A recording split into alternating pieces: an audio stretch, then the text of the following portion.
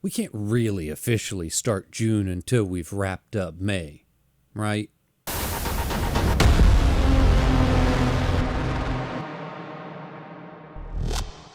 I almost didn't even do this video because I didn't do one last month because I only talk about the books that I didn't give dedicated book reviews to, and I had every single book I read last month got a dedicated review, so I did no wrap-up.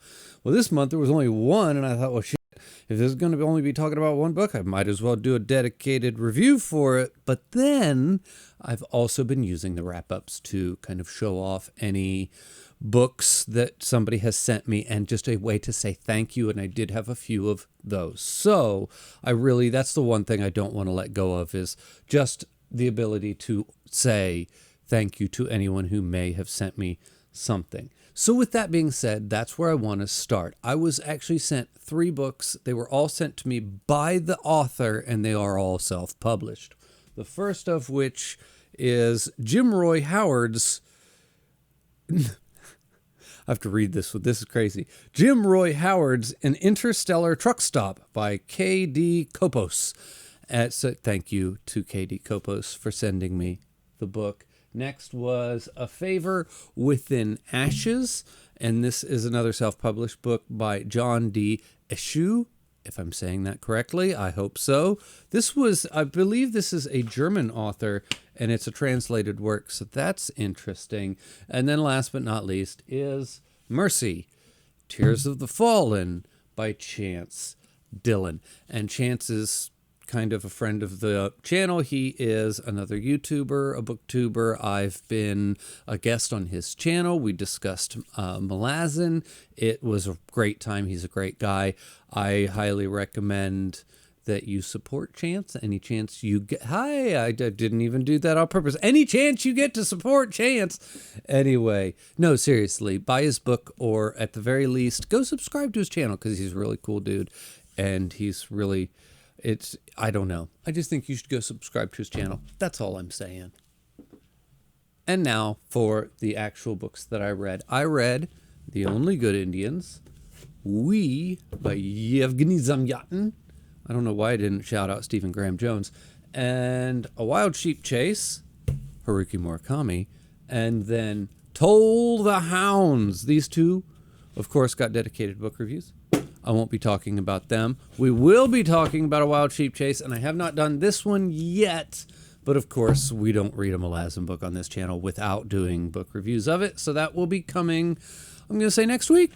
And let's just say, what the fuck was that? That's all I got to say. Jesus Christ. Anyway, I don't know why I'm throwing books in multiple different directions today. They're just kind of going to go everywhere. Anyway, A Wild Sheep Chase by Haruki Murakami. This is truly wonderful. I was a little bit worried because I bought the Folio Society edition before I read the book, and I try not to do that because, I don't like to spend that kind of money unless I know I love the book. But I kind of wanted the full set of Haruki Murakami books, so I went ahead and I got it. And I am so happy to say that it is like top tier Murakami, like legit. It's probably in I don't know, top 3 Haruki Murakami books I've ever read. It's probably in the number 3 spot, if I'm being honest. But it was so good. It is just everything you want from a Haruki Murakami book. It is that weird, magical, walking through a dream feeling of it. But it was a little bit more grounded at first.